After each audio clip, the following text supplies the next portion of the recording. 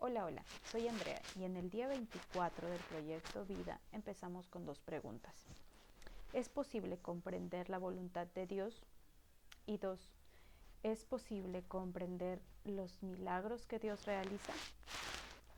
Hoy, en el día 24, veremos a Dios, nuestro Señor, desde el Antiguo Testamento y el Nuevo Testamento. Para ir al Antiguo Testamento vamos a Segunda de Reyes, en la que se habla del profeta Elías, que es llevado al cielo. Es el único persona de la Biblia que fue llevado por Dios al cielo, no murió. En Primera de Reyes está un poco más de la historia de Elías, pero hoy nos vamos a abocar en Eliseo, que es el aprendiz de Elías.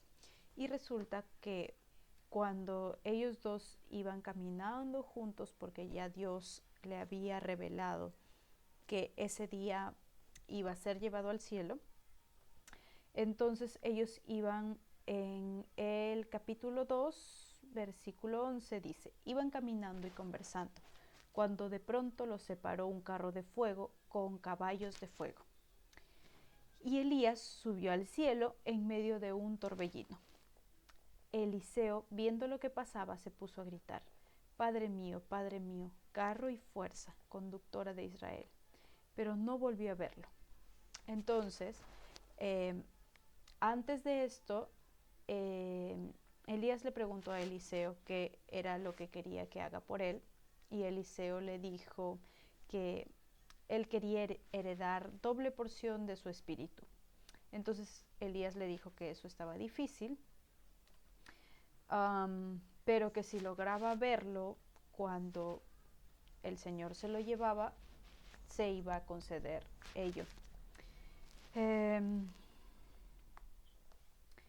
Entonces fue así. Eliseo logró ver cuando Elías subió al carro de fuego con los caballos de fuego y fue en el torbellino. Entonces, luego de esto, Eliseo hereda el espíritu de Elías. Se puede ver que Eliseo empieza a realizar milagros como purificar el agua. En el capítulo 4 se titula El aceite y la viuda. Y vamos a leer un poco brevemente. La viuda de un miembro de la comunidad de los profetas le suplicó a Eliseo: mi esposo, un servidor, ha muerto, y usted sabe que él era fiel al Señor. El hombre con quien estamos adeudados ha venido para llevarse a mis dos hijos como esclavos. Entonces Eliseo le pregunté: ¿qué puedo hacer por ti? Dime, ¿qué tienes en casa? Su servidora no tiene nada en casa, le respondió, excepto un poco de aceite. Entonces Eliseo le ordenó que salga, pida a sus vecinos que le presten vasijas, todas las que pueda, las ponga en la casa y que eche aceite a cada una de las vasijas, y a medida que las llene las vaya poniendo aparte. Enseguida la mujer dejó a Eliseo y se fue. Luego se encerró con sus hijos y empezó a llenar las vasijas que ellos le pasaban. Cuando ya todas estuvieron llenas, ella le pidió a uno de sus hijos que le pasara otra más, y él respondió: ya no hay. En ese momento se acabó el aceite. La mujer fue y se lo contó al hombre de Dios, quien le mandó: ahora ve a vender el aceite y paga tus deudas. Con el dinero que te sobre podrán vivir tú y tus hijos. Entonces, de esta manera, Eliseo hizo que este poco de aceite se multiplicara y llenara todas las vasijas, y fue como pudo sacar de esa deuda a esta viuda.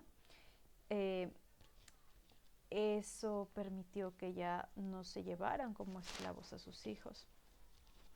Entonces fue un milagro, una gran bendición, tal como hizo Jesús, por ejemplo, con el vino en las bodas de Canaán, si comparamos. Ahora vamos a comparar otra historia de Eliseo que se titula El hijo de la Tsunamita con el Nuevo Testamento, específicamente en Marcos, uno de los milagros de Jesús también.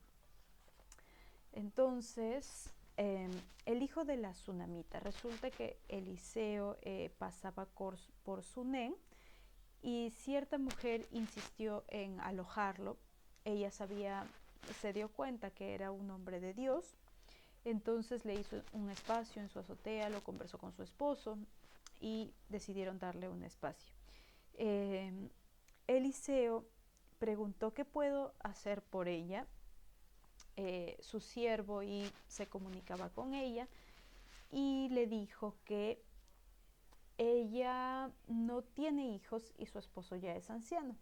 Entonces la ordenó Eliseo.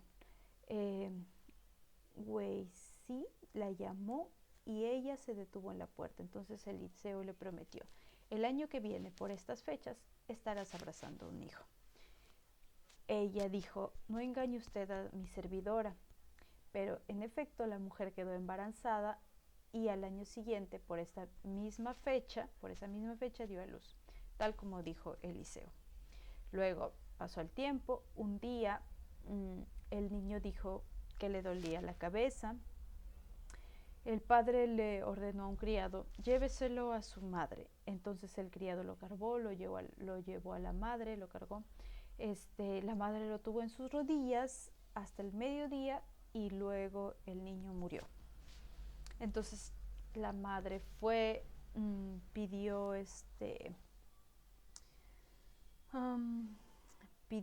una burrita, y fue a buscar a Eliseo. Entonces ahí el esposo le dice: ¿para qué vas a verlo hoy? Ella dijo: no importa, y vamos, porque no era un día de descanso. Pero ella fue y el criado se iba acercando a ella, pero ella continuó hasta encontrar a Eliseo y le dijo en el versículo 28: Señor mío, le reclamó la mujer, ¿acaso yo le pedí a usted un hijo? ¿No le rogué que no me engañara? Entonces allí Eliseo se enteró. Ella le dijo que su hijo estaba muerto. Eliseo le ordenó a su criado que vaya con un bastón y le golpee 2 veces. Él se adelantó, llegó con el niño, hizo eso, pero el niño no despertó. Entonces el criado volvió. Al encontrarse con Eliseo le dijo: el niño no despierta. Cuando Eliseo llegó a la casa, encontró al niño muerto, tendido sobre la cama. Entró al cuarto, cerró la puerta y oró al Señor. En el verso 34 dice: luego subió a la cama y se tendió sobre el niño boca a boca, ojos a ojos y manos a manos, hasta que el cuerpo del niño empezó a entrar en calor. Eliseo se levantó y se puso a caminar de un lado a otro del cuarto, y luego volvió a tenderse sobre el niño. Esto lo hizo 7 veces, al cabo de las cuales el niño estornudó y abrió los ojos. Entonces Eliseo le dijo a Gehazi, no lo puedo, a su criado: llama a la señora. Él así lo hizo. La mujer llegó y Eliseo le dijo: puedes llevarte a tu hijo. Ella entró, se arrojó a los pies de Eliseo y se postró rostro en la tierra. Entonces tomó a su hijo y salió. Entonces aquí el profeta Eliseo le devolvió la vida al hijo de esta señora. Y ahora nos trasladamos rápidamente hacia el Nuevo Testamento para ver a Jesús. Y entonces en Marcos 5, 21, allí empieza, dice: una niña muerta y una mujer enferma. Empezando por la mujer enferma, es esta mujer que padecía de hemorragias y había gastado todo su dinero buscando quien la sanara. Era considerada impura, prácticamente su vida estaba totalmente derrumbada. Entonces Ella, cuando vio a Jesús entre la multitud, hizo todo lo que estaba en sus fuerzas para ir y tocarle la ropa. Ella pensaba que si tan solo podía tocarlo, aunque sea su ropa, iba a ser sanada. Entonces Jesús sintió eso y preguntó, ¿quién me ha tocado la ropa? Ella tenía miedo, pero arrojándose a sus pies, le confesó toda la verdad. En el verso 34 Jesús dice, hija, tu fe te ha sanado. Vete en paz y queda sana de tu aflicción. Entonces allí tan solo bastó que le tocara un pedacito de la ropa y ella sabía que sería sanada. Y Jesús le dice eso, tu fe te ha sanado. Luego, allí mismo, todavía estaba hablando Jesús cuando llegaron unos hombres de la casa de Jairo, jefe de la sinagoga, para decirle, tu hija ha muerto. ¿Para qué sigues molestando al maestro? Sin hacer caso de la noticia, Jesús le dijo al jefe de la sinagoga, no tengas miedo, cree nada más. No dejó que nadie lo acompañara, solo se llevó a Pedro, Jacobo y Juan. Cuando llegaron a la casa, la gente lloraba, todos estaban desesperados. Entonces Jesús les dijo en el verso 39, ¿por qué tanto alboroto y llanto? La niña no está muerta, sino dormida. Nadie podía creer. En el verso 41 dice, la tomó de la mano y le dijo, Talita cum, que significa, niña, a ti te digo, levántate. La niña, que tenía 12 años, se levantó enseguida y comenzó a andar. Aquí vemos también a Jesús devolviéndole la vida a esta niña. Y podemos comparar con el profeta Eliseo en el capítulo 4, con el hijo de la tsunamita.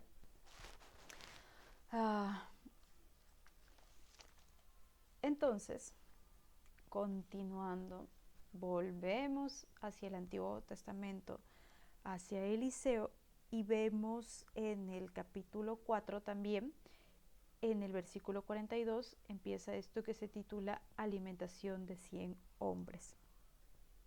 Entonces, dice, de Baal-Salisá llegó alguien que le llevaba al hombre de Dios pan de los primeros frutos, 20 panes de cebada y espigas de trigo fresco. Eliseo le dijo a su criado, dale de comer a la gente. Y el criado responde, ¿cómo voy a alimentar a 100 personas con esto? Pero Eliseo insistió, dale de comer a la gente, pues así dice el Señor, comerán y habrá de sobra. Entonces el criado le sirvió el pan y conforme a la palabra del Señor, la gente comió y hubo de sobra. Si nos trasladamos nuevamente hacia Jesús, hacia el Nuevo Testamento, igualmente en Marco en el capítulo 6, desde el verso 30, dice, el título es Jesús alimenta a los 5,000. Los apóstoles se reunieron con Jesús, le contaron lo que habían hecho, enseñado, porque Jesús los había mandado a predicar. Y como no tenían tiempo ni para comer, pues era tanta la gente que iba y venía, Jesús les dijo, vengan conmigo ustedes solos a un lugar tranquilo, descansen un poco. Luego pasó un momento y Jesús vio tanta gente, entonces les ordenó a los apóstoles, en el verso 35, este es un lugar apartado y ya es muy tarde. Despide a la gente para que vayan a los campos y pueblos cercanos y se compren algo de comer. Entonces Jesús dice, denles ustedes mismos de comer. Lo anterior era lo que dijeron los discípulos. Los discípulos le contestan, eso costaría casi un año de trabajo, objetaron. ¿quieres que vayamos y gastemos todo ese dinero en pan para darles de comer? Jesús pregunta, ¿cuántos panes tienen ustedes? Vayan a ver. Después de averiguarlo, le dijeron, 5 y 2 pescados. Entonces les mandó que hicieran que la gente se sentara por grupos sobre la hierba verde, así que ellos se acomodaron en grupos de 100 y de 50. Jesús tomó los 5 panes y los 2 pescados y mirando al cielo los bendijo. Luego partió los panes y se los dio a los discípulos para que se los repartieran a la gente. También repartió los 2 pescados entre todos. Comieron todos hasta quedar satisfechos y los discípulos recogieron 12 canastas llenas de pedazo de pan y de pescados. Los que comieron fueron 5,000. Podemos comparar lo que hizo el profeta Eliseo con lo que hizo Jesús, quizá de diferente manera. Pero lo que me lleva a pensar es que el Dios nuestro Señor, que envió a su único Hijo Jesús a morir por nosotros, pecadores, obraba desde mucho antes de diferentes maneras, con el profeta Elías, que fue llevado al cielo, con Eliseo, que luego heredó el espíritu de Elías y hacía milagros. Es el Dios creador del cielo, la tierra, de las galaxias, del universo. Y cada cosa creada con tal perfección no podría venir más que de un Dios creador y un Padre bueno, pero del cual es imposible entender su voluntad. Para eso, y para terminar, nos trasladamos al libro de Job. Y Job era una persona, un hombre muy obediente, que jamás faltó al Señor, pero que de pronto le sucedieron diversos acontecimientos muy difíciles en su vida. Enfermedad, su esposa se quedó solo, fue golpe tras golpe y él no entendía si había hecho las cosas bien, porque le estaban pasando estas cosas. Y en Job capítulo 9, el tercer discurso de Job, en el verso 12 dice, si de algo se adueñara, ¿quién lo haría desistir? ¿Quién puede cuestionar sus actos? Refiriéndose a Dios. En el 14 dice, ¿dónde hallar palabras para contradecirlo? Aunque fuera yo inocente, no puedo defenderme. De mi juez solo puedo pedir misericordia.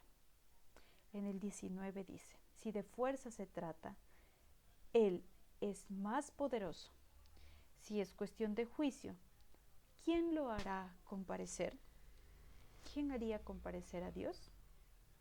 En el verso 24, al final dice, si no lo hace Él, entonces ¿quién? En el verso 32 dice, Dios no es hombre como yo, para que juntos comparezcamos ante un tribunal. No hay un juez aquí que decida el caso entre nosotros dos.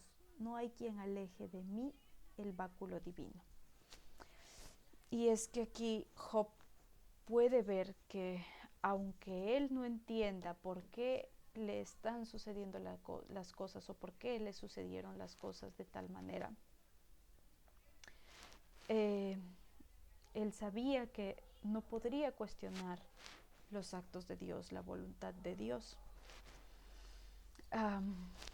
Lo que me lleva a pensar que el Dios omnipotente, creador del cielo y la tierra, tiene una voluntad más allá de nuestro entendimiento, una voluntad que si miramos el mundo actual y cada cosa que está pasando en el mundo, que aunque no querramos ver, está pasando, y aunque cueste y sería mejor no enterarse, sería mejor no saberlo, lo que está pasando con nuestros hermanos, quizá al otro lado del mundo o quizá más cerca de lo que pensamos. A veces, o quizá se pueden preguntar, ¿qué pasa? O ¿cuál es la voluntad de Dios con todo esto que pasa? Y no lo sabemos. No se trata de saberlo en realidad, sino solamente de hacer nuestra parte y seguir caminando.